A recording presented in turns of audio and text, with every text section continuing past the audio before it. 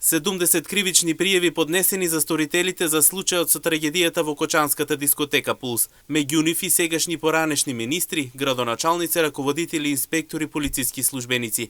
Министерот за внатрешни работи Панче Тошковски рече дека Министерството за внатрешни работи постапува според законот, без заштита, селективност и без двумење.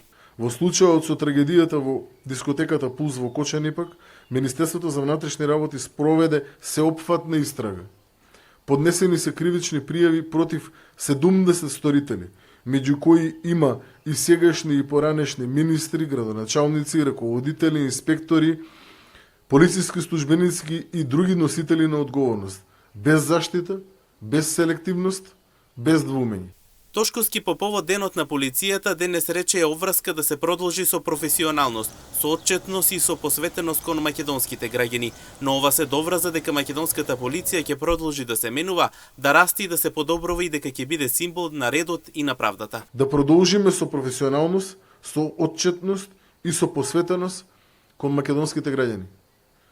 Македонската полиција ќе продолжи да се менува, да расте, да се подобрува, ќе биде символ на редот и на правдата, ќе инспирира, ќе дава доверба, ќе биде чест да се носи македонската униформа.